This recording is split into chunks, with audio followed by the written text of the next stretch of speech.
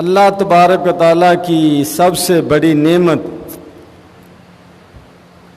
وہ اسلام ہے۔ اللہ تبارک و تعالیٰ نے ہمیں مسلمان بنایا، اسلام کی توفیق عطا فرمائی۔ اس پر ہم اللہ تبارک و تعالیٰ کا جتنا بھی شکر ادا کریں کم ہے،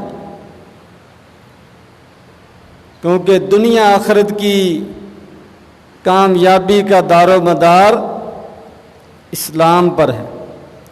ان الدین عند اللہ الاسلام،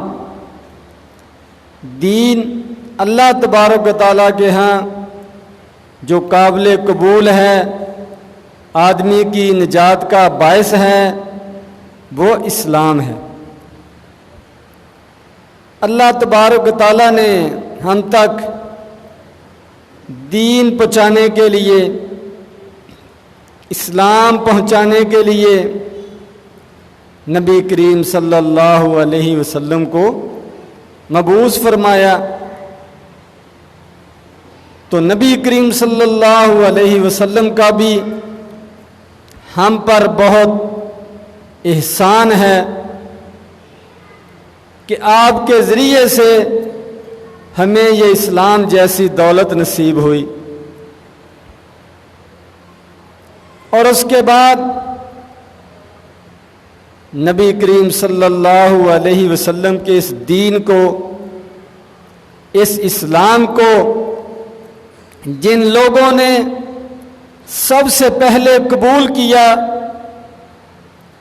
سب سے پہلے اس کو اپنے دل میں جگہ دی، اس پر عمل کیا اور اس کو لے کر اٹھے، دنیا کے تمام لوگوں تک پہنچے اور نبی کریم صلی اللہ علیہ وسلم کے ساتھ مل کر اس دین کو پھیلانے میں، اس کی نشر و اشاعت میں اور اس کو آئندہ نسلوں تک پہنچانے میں جن لوگوں نے کردار ادا کیا، وہ صحابہ کرام کی جماعت ہے۔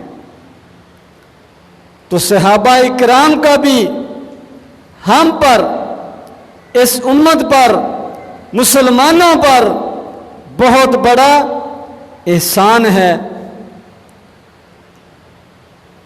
کہ انہوں نے اپنی زندگیاں وقف کر دیں، دن رات ایک کر دیا، نبی کریم صلی اللہ علیہ وسلم کے شانہ بشانہ کھڑے ہو کر اس دین کی آبیاری کی، اس دین کے لیے قربانیاں پیش کی، جانوں کے نذرانے پیش کیے، اپنے مال پیش کیے اور اپنی تمام صلاحیتیں، تمام توانائیاں اس اسلام کے پھیلانے میں، اس اسلام کی بقا میں انہوں نے صرف کر دی۔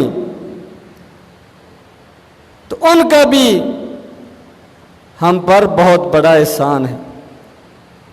ہم تک اس دین کے پہچانے میں، پہنچنے میں صحابہ کرام کا بنیادی کردار ہے۔